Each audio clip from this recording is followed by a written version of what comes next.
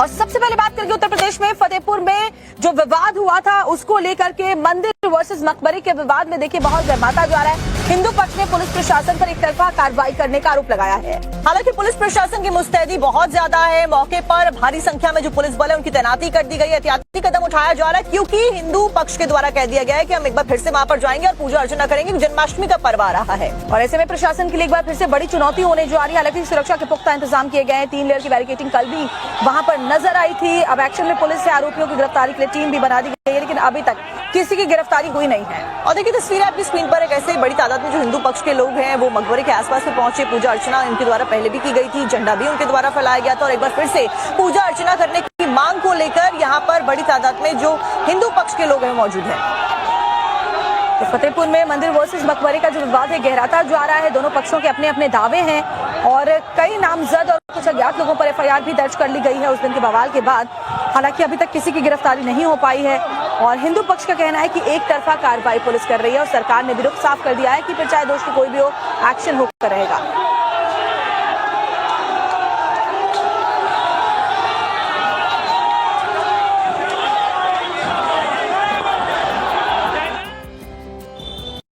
अब यूपी में फतेहपुर में मकबरे को लेकर जो बवाल हो रहा है उसमें पुलिस ने अब तक कोई गिरफ्तारी नहीं की है, लेकिन पुलिस ने 10 लोगों के खिलाफ में और 150 जो लोग हैं उनके खिलाफ में मामला जरूर दर्ज किया है। तो 10 नामजद लोग हैं, 150 अज्ञात लोग हैं जिनके खिलाफ एफआईआर की गई है, लेकिन ड्रोन के जरिए निगरानी इसलिए की जा रही है क्योंकि जन्माष्टमी के मौके पर एक बार फिर से हिंदू पक्ष ने वहां पहुंचने की बात कही है और सरकार ने रुख साफ कर दिया है कि हम किसी को भी बख्शेंगे नहीं। और हिंदू पक्ष इसीलिए कह रहा है कि पुलिस प्रशासन एक तरफा कार्रवाई कर रही है। देखिए रिपोर्ट।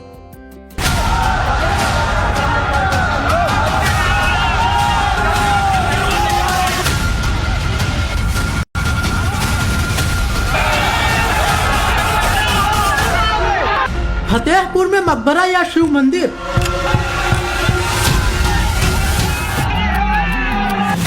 हालात न बिगड़े, प्रशासन है अलर्ट। चप्पे चप्पे पर नजर, आसमान से निगरानी। तोड़फोड़ करने वालों पर एक्शन कब?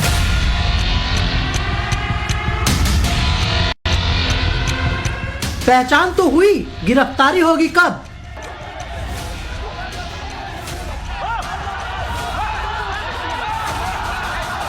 उत्तर प्रदेश के फतेहपुर में सैकड़ों उन्मादियों की भीड़ ने मकबरे पर हमला कर उसे क्षतिग्रस्त कर दिया। आक्रोशित लोगों ने मजार को तोड़ा, भगवा लहराया, हनुमान चालीसा का पाठ किया। यह मकबरा नवाब अब्दुल समद का जो करीब 200 साल पुराना बताया जा रहा है, लेकिन हिंदू पक्ष का दावा है कि यहाँ शिव मंदिर था।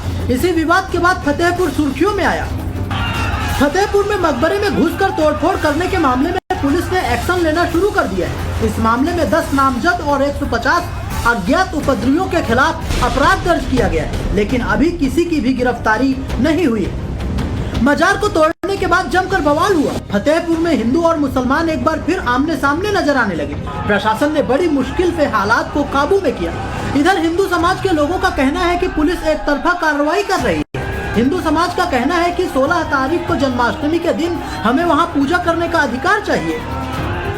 अब एफआईआर में मेरे ऊपर नाम प्रशासन ने कैसे डाल दिया, ये मुझे कल शाम को जानकारी मिली कि प्रशासन को एफआईआर लिखना चाहिए तो जो वहां अधे चला रहे थे, जो वहां डंडे चला रहे थे, जो वहां तलवारें लिए दूर खड़े थे, एक वर्ग विशेष के लोग जो उस मठ मंदिर और हमारे ठाकुर जी की जो मंदिर है उसके विरोध में लोग खड़े थे। वहाँ पर जब जन्माष्टमी है तो आप लोग जाएंगे पूजन? देखिए, हमारी समिति है, हमारे शीर्ष नेतागण हैं, उन लोग का जैसा आदेश होगा वैसे हम लोग करेंगे। वैसे वो हमारा मंदिर है, पूजा अर्चना तो हम लोग को करनी चाहिए। कानून का रास्ता हमें ना अपनाना होता तो हम उनके पास पत्र लेके क्यों गए थे? सुबह 10 लोग 20 लोग 100 लोग इकट्ठा होते, सुबह जाके पूजा करा। उनकी बात मानी भी नहीं आप? अब कैसे कानून की भाई, तो कानून कैसे कह रहा है कि हमने कानून की बात नहीं मानी? हमने कानून से अनुमति दी नहीं थी। हमें पूजा के लिए भी अनुमति लेनी पड़ेगी। पुलिस और प्रशासन की चिंता 16 तारीख यानी जन्माष्टमी के दिन को लेकर है, जब हिंदू समाज के लोग वहां पूजा करने की जिद करेंगे, जबकि पुलिस ने पूरे इलाके की घेराबंदी कर दी है। एहतियात के तौर पर पुलिस ने विवादित स्थल के आसपास भारी पुलिस बल की तैनाती कर दी है ताकि जन्माष्टमी के दिन किसी तरह की कोई हिंसा न हो सके। इसके साथ ही पुलिस आसपास के पूरे इलाके में ड्रोन से निगरानी रख रही है ताकि मकबरे के आसपास के मोहल्लों या घरों की छतों पर पत्थर या सरिया जैसी कोई चीज न हो, इसे पूरे इलाके में पुलिस की पेट्रोलिंग लगातार की जा रही है। इधर मकबरे के टूटे दरवाजे और नुकसान की मरम्मत करा दी गई है। इसके साथ ही यहाँ भारी पुलिस बल की तैनाती भी की गई है। फतेहपुर में मकबरे में मचे उपद्रव के बाद देर रात प्रशासन ने जिस गेट से भीड़ ने एंट्री की थी उस गेट की रिपेयरिंग करा दी है। गेट तोड़ दिया गया था, लेकिन अब आपको सामने गेट पर ताला लगा हुआ नजर आएगा। उसके पास जो दीवार है वहां पर प्लास्टर भी हो रहा है।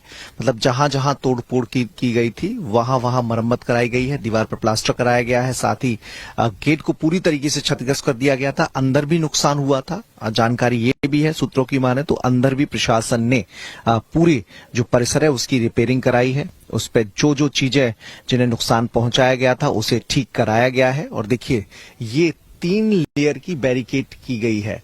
पहला लेयर आपको सामने नजर आएगा जो कि 10 मीटर की दूरी पर है। उसके बगल में 1 मीटर की दूरी पर एक और बैरिकेड किया गया है। और देखिए, ये एक तीसरी लेयर की बैरिकेडिंग यहाँ पर है और तीनों लेयर में सुरक्षा यहाँ पर तैनात की गई है। सुरक्षा व्यवस्था मुस्तैद रखी गई है।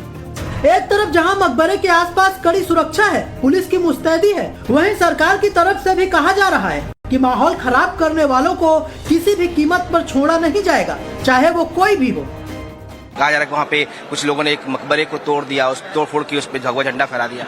देखिए, योगी जी के राज में दंगाइयों अपराधियों के विरुद्ध हमेशा कठोरतम कार्रवाई हुई है और कठोरतम कार्रवाई होगी।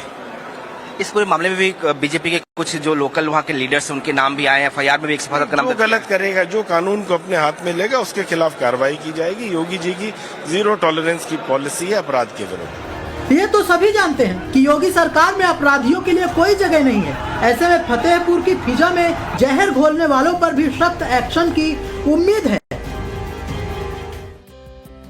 तो फतेहपुर में एक तरह से धर्म युद्ध छिड़ा हुआ है। बीजेपी जहां फतेहपुर में संभल वाली तस्वीर देख रही है तो वहीं विपक्ष इसको लेकर हमलावर है। ओवैसी ने भी सवाल उठाए हैं बीजेपी पर और अखिलेश यादव ने तो यहां तक कह दिया है कि भारतीय जनता पार्टी अंग्रेजों की तरह डिवाइड एंड रूल नियम पर काम कर रही है। ओवैसी ने बीजेपी के ऊपर नफरत फैलाने का आरोप लगा दिया। अब देखना ये होगा कि ये पूरा जो मकबरे का मुद्दा है कितना ज्यादा और गरमाने वाला है, क्योंकि सड़क से लेकर संसद तक इसकी गूंज कैसे सुनाई दे रही है, डिटेल्स रिपोर्ट में देखिए। फतेहपुर में मकबरे का विवाद लखनऊ तक सियासी सनसनी बन गया है। मकबरे में मंदिर होने के दावे पर अब खूब सियासत होने लगी है। विधानसभा में भी समाजवादी पार्टी ने इसको लेकर सरकार से जवाब मांगा। सनातन की पुरोजर हिमायती बीजेपी फतेहपुर को संभल के बाद एक नया विकल्प के तौर पर देख रही है, तो वही समाजवादी पार्टी कटाक्ष करती नजर आई। समाजवादी पार्टी के मुखिया अखिलेश यादव ने विधानसभा का एक वीडियो जारी किया है, जिसमें मंत्री सुरेश खन्ना जब फतेहपुर के मुद्दे पर उठे सवाल का जवाब दे रहे थे तो उन्होंने आरोपियों का नाम लेना चाहा, तो सीएम योगी आदित्यनाथ ने उन्हें रोक दिया। और 150 लोग अज्ञात, इसमें ज्ञान नाम जो रिपोर्ट है, हम नाम कौन दे रहा है मानवा ये। इस पर अखिलेश यादव ने सोशल मीडिया पर पोस्ट किया, जब मुख पर मुख्य ही पाबंदी लगा रहे हैं तो सत्य कैसे सामने आएगा। अखिलेश यादव ने फतेहपुर की घटना को दुर्भाग्यपूर्ण बताते हुए कहा कि बीजेपी डिवाइडर एंड रूल करती है, दोषियों पर कड़ी कार्रवाई की जाए। उनका वो सोची समझी जो रणनीति है जो अंग्रेजों से ली है उन्होंने, भारतीय जनता पार्टी की पूरी विचारधारा अंग्रेजों से दी गई है। डिवाइड एंड रूल, हिंदू मुसलमान के बीच में नफरत फैलाना। अगर हम हक की बात करें तो हिंदू मुसलमान को आगे कर देना।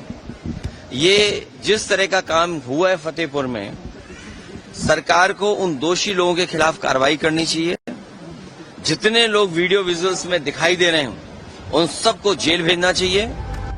अब फतेहपुर के मुद्दे पर भरपूर सियासत शुरू हो गई है। फतेहपुर के बीजेपी जिला अध्यक्ष मुखलाल पाल का एक वीडियो वायरल हो रहा है, जिसमें वो एसपी फतेहपुर को फोन करते नजर आ रहे हैं। ये मुलायम सिंह की सरकार नहीं है कि गोलियां चलवा दोगे। एसपी साहब, आपने कहा था ना कि 7 बजे हम बैठक करेंगे, कहा था कि नहीं कहा था, बताइए। ये मुलायम सिंह की सरकार नहीं है कि आप गोली चलवा दोगे, और आपकी हिम्मत है तो आज गोली चलवा कर देखिएगा। मकबरे पर हमले और मजारों की तोड़फोड़ पर हैदराबाद के सांसद असदुद्दीन ओवैसी ने कहा कि बीजेपी की सरकार ने यूपी में नफरत का माहौल बना दिया है। पुलिस की मौजूदगी में जाकर खबरों को तोड़ा जा रहा है, बेहुरमती की जा रही है, दरगाह के अंदर जाया जा रहा है और पुलिस कुछ नहीं कर रही है। अगर वही लोग मुसलमान समाज के होते तो क्या होता, आप खुद सोचिए। तो कानून का इस्तेमाल जो है ना, मजहब को देखकर, पॉलिटिकल आइडियोलॉजी को देखकर इस्तेमाल किया जा रहा है। मकबरे में तोड़फोड़ पर जहां सियासत उबल रही है, वहीं पप्पू सिंह चौहान ने सपा का साथ छोड़ दिया है। उन्होंने कहा कि सपा सनातन का अपमान कर रही है। और अगर हम अपने हिंदू धर्म की बात करते हैं तो इन लोगों को बहुत बुरा लगता है। इसलिए मैं माननीय अखिलेश यादव जी से गुजारिश करता हूं और अपना इस्तीफा समाजवादी पार्टी को मैं देने जा रहा हूं और दे दिया हूं। सभी पदों से मैं मुक्त होना चाहता हूं।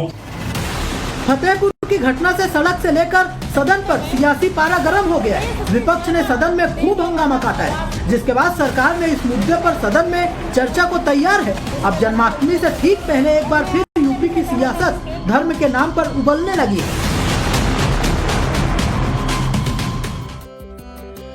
और सीधे रुख करेंगे इस वक्त की बड़ी खबर का। प्रधानमंत्री नरेंद्र मोदी से जुड़ी हुई खबर, जो कि यूएसए जा सकते हैं। संयुक्त राष्ट्र महासभा का आयोजन और उस बीच सितंबर के महीने में प्रधानमंत्री यूएसए जा सकते हैं। तो अगले महीने उनका ये दौरा अमेरिका का हो सकता है और खासतौर पर ट्रंप के साथ जो तनातनी इस वक्त चल रही है, जिस तरह के एक्शन और बयान दिए गए हैं अमेरिकी राष्ट्रपति की तरफ से, ऐसे में ये मुलाकात और उनका ये दौरा बहुत अहम हो जाता है। यूएन की बैठक में शामिल होंगे प्रधानमंत्री नरेंद्र मोदी। दरअसल अब फिलहाल मौजूदा वक्त में यूएसए के द्वारा भारत के ऊपर 50% टैरिफ लगा दिया गया है, जिसमें से 25% टैरिफ मौजूदा वक्त में लागू किया जा चुका है। बल्कि अतिरिक्त जो 25% टैरिफ है वो आने वाले समय में लागू किया जा सकता है और इसी को अनुचित और तर्कहीन प्रधानमंत्री के द्वारा अपने संबोधन में भी बताया गया था।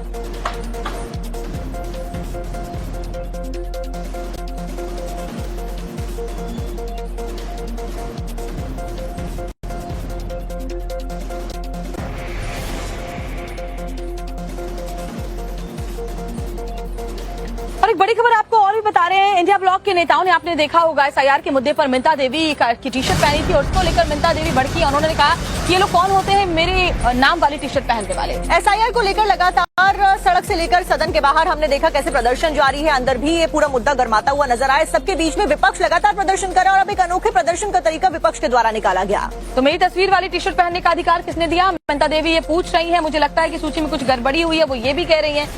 तो बड़ी खबर आपको बता रहे हैं, जब इंडी अलायंस के सांसदों ने बिहार की मिंता देवी के नाम वाली टी शर्ट पहनकर विरोध किया था, अब इस राजनीतिक प्रदर्शन पर खुद मिंता देवी ने आपत्ति जताई है। मिंता देवी का नाम चुनाव आयोग की वोटर सूची में कथित तौर पर 124 साल की उम्र के साथ में दर्ज है। मिंता ने कहा कि मुझे प्रशासन की ओर से कोई भी फोन तक नहीं आया। तो मेरे कौन होते हैं? प्रियंका गांधी या राहुल गांधी मेरे कौन होते हैं? उनको अधिकार किसने दिया कि मेरे नाम का टी शर्ट, मेरे तस्वीर का फोटो लगा कर टी शर्ट पहने? क्यों है? क्यों? कारण क्या है? कौन होते हैं? उनको अधिकार दिया किसने? कहना है कि जो अभी चुनाव में ये चल रहा है नाम जोड़ने का प्रक्रिया, आपका उम्र बढ़ा कर सकता है। क्यों बढ़ा गया है? कारण कौन बताया है? कौन बढ़ाने के लिए बोला है? कोई बताया होगा ना, बढ़ाया होगा ना। आपको लगता है इसमें गड़बड़ी हुई है? अब गड़बड़ी हुई है, हम नहीं किए हैं तो हमको क्या पता चलेगा कि गड़बड़ी हुई है ना? जो किया है उसको पता नहीं चल रहा है। आपको क्या लगता है? हमको तो लग रहा है कि गड़बड़ी है, मगर गड़बड़ी जो किया है उसको क्या लग रहा है नहीं गड़बड़ी है। उसको अगर नहीं लग रहा है तो वो समझे, वो उसका काम समझे, हम क्या जानते हैं। किसी का फोन आया किसी अधिकारी? नहीं, मेरे पास किसी का फोन नहीं आया है। वो भी कोर्ट परिसर के अंदर। दो महिलाओं ने एक शख्स को जमकर पीटा है, लेकिन ये पिटाई क्यों की इन महिलाओं ने, देखी रिपोर्ट। एक शख्स, दो महिलाएं और कोर्ट में हंगामा। एक ने बाल पकड़े, दूसरे ने थप्पड़ जड़े। कोर्ट में जुलूस निकला, हाई वोल्टेज ड्रामा चला। एक शख्स जिसे दो महिलाओं ने पकड़ा हुआ है, कभी उसे बालों से पकड़कर पीटा गया तो कभी गिरेबा पकड़कर खींचा गया। जामनगर कोर्ट परिसर में यह हाई वोल्टेज ड्रामा बहुत देर तक चलता रहा। शख्स को महिलाएं पीटती रही, लेकिन बीच बचाव के लिए कोई आगे नहीं आया। बताया जा रहा है कि शख्स और दोनों महिलाएं किसी केस के सिलसिले में कोर्ट पहुंची थी, लेकिन शख्स ने दोनों महिलाओं पर कोई कमेंट कर दिया, जिसके बाद दोनों महिलाओं ने शख्स को पकड़कर सबक सिखाना शुरू कर दिया। शख्स की जमकर पिटाई करने के बाद दोनों महिलाएं उसे गिरेबां पकड़कर बाहर तक खींचती लाई। इस दौरान बवाल को लेकर मौके पर पुलिस पहुंच गई। पुलिस ने तीनों को गाड़ी में बिठाया और थाने ले गई। एक वीडियो वायरल है पंजाब के मोगा से, जिसमें पति पत्नी का डांस को लेकर खबरें सामने आ रही हैं। कभी उनके रिश्तों के बिखरने की जानकारी और कभी ये पूरा मामला मर्डर तक जा पहुंचता है। सबके बीच में पंडित धीरेन्द्र कृष्ण शास्त्री के द्वारा एक वीडियो पति पत्नी को लेकर जारी कर दिया गया है। उन्होंने ये भी कहा कि जो रिश्ते आजकल टूट रहे हैं उसकी वजह क्या है और इसके अलावा क्या किया जा सकता है जिसकी वजह से पति पत्नी के रिश्तों में खटास न आए और ये रिश्ते लंबा वक्त तय कर सकें। साथ में आपको भी सुनवा देते हैं क्या कहा उन्होंने। पति पत्नी का रिश्ता बड़ा कमजोर हो गया। जय श्री राम। ये न्यूज़ें, ये लगातार सुर्खियां, अखबारों की ये कटिंग बता रही है कि जो 7 जन्म तक जीने मरने की कस्में वादे और 7-5 वचन दिए जाते थे मंडप के नीचे आचार्य के द्वारा, वो इतने कमजोर हो गए। पता है क्यों? क्योंकि आजकल आदमी सुंदर खोज रहा है, समझदार नहीं। सुंदर आदमी से ज्यादा महत्वपूर्ण समझदार आदमी होना बहुत जरूरी है। सुंदर हो या ना हो, यदि समझदार रहेंगे तो सफर लंबा होगा। समझदार नहीं होंगे, केवल सुंदर रहेंगे तो सफर बहुत छोटा होगा। लंबी रेस का घोड़ा बनना है तो समझदार साथी चुनो। सुंदर ही नहीं, समझदार भी होना चाहिए। अब खबर गुजरात के सूरत से आपको दिखाते हैं। एक महिला का यहाँ पर हाई वोल्टेज ड्रामा देखने को मिला है, लेकिन तेंदुआ जो किसानों को तो नजर आया लेकिन वन विभाग की टीम को अभी तक नहीं दिखाई पड़ा है। खेत में टहल रही मादा तेंदुआ, 2 शावकों के साथ चहलकदमी, खौफ में किसानों की सांस अटकी। ड्रोन से चप्पे चप्पे की निगरानी। यूपी के सीतापुर में मादा तेंदुए की दहशत देखने को मिली है। स्थानीय लोगों ने नहर के पास खेतों में मादा तेंदुए को 2 शावकों के साथ टहलते हुए देखा। किसानों ने बाघिन का वीडियो बनाकर सोशल मीडिया पर अपलोड कर दिया, जिसके बाद मामले की जानकारी वन विभाग और प्रशासन को दी गई। मौके पर पहुंची प्रशासन की टीम घंटों तक मशक्कत करती रही, लेकिन तेंदुए को तलाश करने की तमाम कोशिशें नाकाम नजर आई। वन विभाग की टीम ने पंजों के निशान और ड्रोन की मदद से तेंदुए को तलाशने की भी कोशिश की, लेकिन टीम को फिर भी कामयाबी नहीं मिल पाई। तेंदुए को लेकर अढ़नापुर गांव में दहशत का माहौल है, तो वहीं तलाश भी जारी है। अब खबर आगरा से, जो एक शख्स उफनती हुई यमुना नदी में कूद पड़ा, लेकिन जल पुलिस ने उसे देख लिया। और उसके बाद में क्या होता है? सारी जमीन को कब्जा करके ये अवैध कब्रिस्तान यहाँ पर बनाई गई थी, जिस पर अब एक्शन लिया गया है। बुलडोजर एक्शन की ये तस्वीरें एक बार फिर से संभल से आई हैं। यहाँ पुलिस प्रशासन ने 3 बीघा सरकारी जमीन को अवैध कब्जे से छुड़ाया है। बुलडोजर ने कब्रिस्तान के मेन गेट से लेकर अंदर बनी अवैध स्ट्रक्चर को जमींदोज कर दिया। बुलडोजर एक्शन में पहले प्रशासन ने ड्रोन कैमरे से पहले आसपास के इलाके की निगरानी कराई। प्रशासन के मुताबिक नवीन पट्टी से इस सरकारी जमीन पर कई सालों से कब्रिस्तान बनाकर कब्जा किया गया था। इस मामले को लेकर 2 महीने पहले लेखपाल की रिपोर्ट के आधार पर कोर्ट में विवाद दर्ज किया गया था। अदालत की तरफ से मस्जिद कमेटी को सरकारी जमीन से अवैध कब्जा हटाने के लिए नोटिस दिए गए थे, लेकिन मस्जिद कमेटी ने अपना कोई भी कब्जा होने से साफ इनकार कर दिया। 9 जुलाई को कोर्ट ने नवीन पट्टी की 3 बीघा सरकारी जमीन पर कब्रिस्तान बनाकर किए गए अवैध कब्जे को हटाने के लिए आदेश जारी किया और मंगलवार को पुलिस प्रशासन ने मौके पर पहुंचकर इसे अंजाम दे दिया। खबर उत्तर प्रदेश के जौनपुर से भीषण सड़क हादसा हुआ है यहाँ पर और 4 लोगों की मौत हो गई है। दरअसल रोडवेज की बस और ट्रक के मुद्दे को लेकर लगातार विपक्ष जो है वो हंगामा कर रहा है और एक बार फिर से एक ऐसी खबर मिली है। और राहुल गांधी को दरअसल इस विरोध प्रदर्शन में अपने जो इंडिया गठबंधन के बाकी दोस्त हैं, बाकी साथी हैं, उनका भी जबरदस्त समर्थन मिल रहा है, जिससे वो पूरे कॉन्फिडेंस में नजर आ रहे हैं और इस मुद्दे पर जमकर सरकार पर सवाल उठा रहे हैं।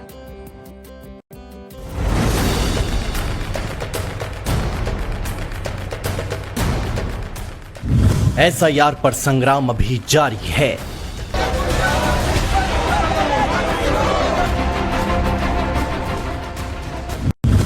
क्योंकि पिक्चर अभी बाकी है।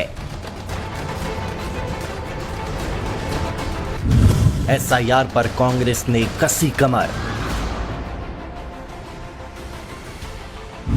इंडिया अलायंस करेगी बड़ा गदर। सवाल पर थोड़ा सा थमे, रुके और बेहिचक बोल दिया कि पिक्चर अभी बाकी है। अभी पिक्चर बाकी है, अभी पिक्चर बाकी है, अभी पिक्चर बाकी है। एक बात तो साफ है कि एसआईआर पर छिड़ा संग्राम अभी नहीं थमेगा। वोट चोरी के अभियान को छेड़कर राहुल ने सरकार से लेकर ईसी तक की टेंशन को बढ़ा दिया है। ऐसी खबर आ रही है कि राहुल गांधी अभी कोई और खुलासा करने वाले हैं, ऐसा उनकी बातों से लग रहा है। राहुल गांधी 17 तारीख को बिहार जाने वाले हैं। एसआईआर को लेकर कांग्रेस एक बड़ी बैठक कर रही है। राहुल लगातार आक्रामक हैं, बीजेपी पर हमलावर हैं।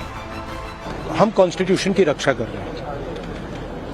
One man one vote constitution का फाउंडेशन है और इलेक्शन कमीशन की ड्यूटी है कि वो one man one vote enforce करें, और उन्होंने नहीं किया है, उन्होंने अपनी ड्यूटी नहीं की है। तो हम सिर्फ कॉन्स्टिट्यूशन को प्रोटेक्ट कर रहे हैं, उसकी रक्षा कर रहे हैं, संविधान की रक्षा कर रहे हैं, और हम करते रहेंगे, हम रुकेंगे नहीं।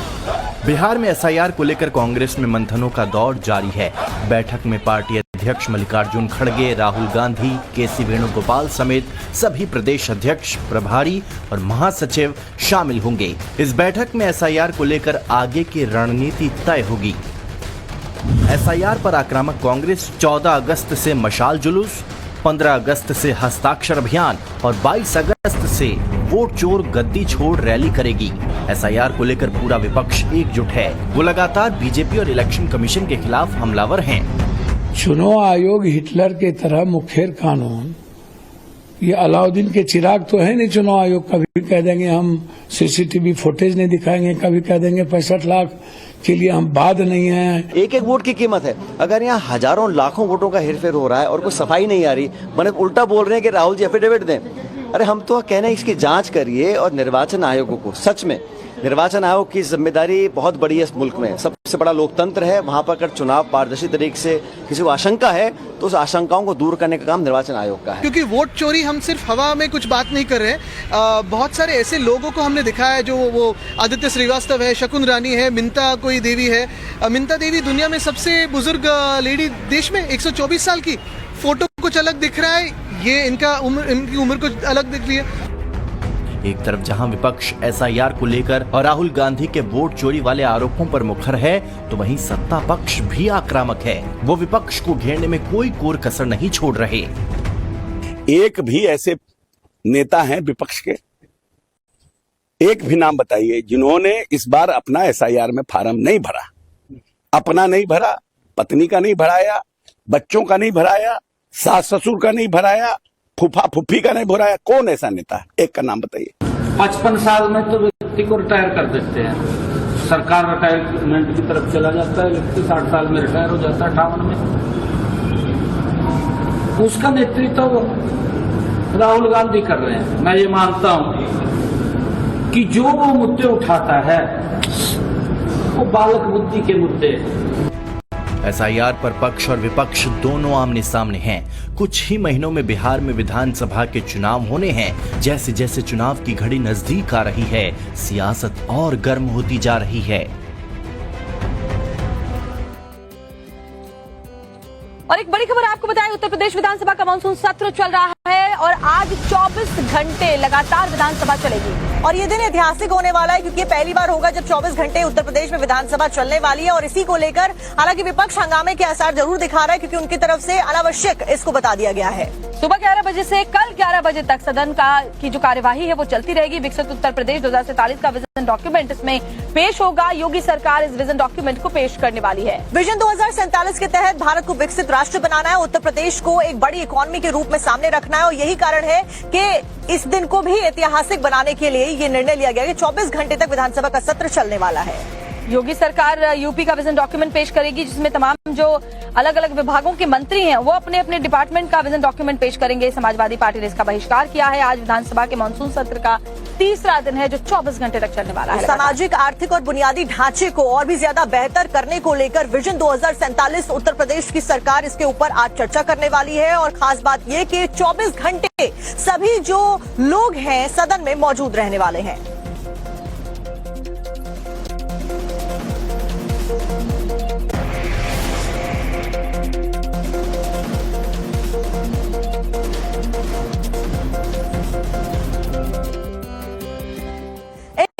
और सबसे दुखद बात यह है कि पिकअप और कंटेनर की टक्कर में ये मौत हुई है 10 लोगों की, और इसमें 7 बच्चे शामिल हैं। बताया जा रहा है पिकअप में खाटू श्याम दर्शन करके जो श्रद्धालु लौट रहे थे वो सवार थे। सैंथल इलाके में श्रद्धालुओं से भरी पिकअप की कंटेनर से टक्कर हो गई और इस हादसे में 10 लोगों की जान चली गई और कई लोग घायल है, जिनको अस्पताल में चिकित्सा के लिए तुरंत भर्ती भी करवाया गया है। लेकिन 10 लोग, जिनमें से 7 बच्चे इन श्रद्धालुओं में शामिल थे, वो अपना दम तोड़ चुके हैं। 7 बच्चे और 3 महिलाओं की मौत हो गई है। जबरदस्त हादसे में खाटू श्याम मंदिर में दर्शन करके सभी श्रद्धालु लौट रहे थे, उसी वक्त एक जबरदस्त एक्सीडेंट हुआ है।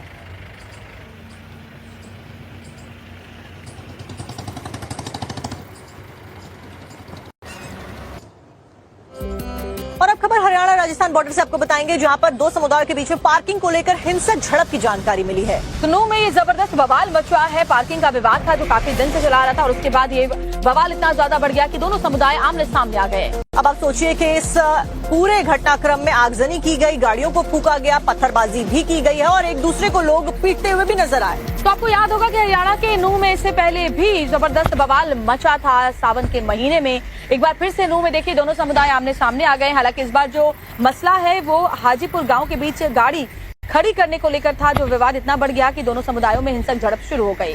घटना के दौरान चारों तरफ हड़कंप का माहौल था और इधर उधर लोग भागते नजर आए। सूचना मिलते ही हरियाणा और राजस्थान दोनों राज्यों की पुलिस फोर्स भी मौके पर पहुंची। पुलिस ने मोर्चा संभालते हुए स्थिति को काबू करने की कोशिश भी की। झड़प के बाद सड़क पर जाम की स्थिति बन गई थी, जिसे पुलिस ने हटवाया।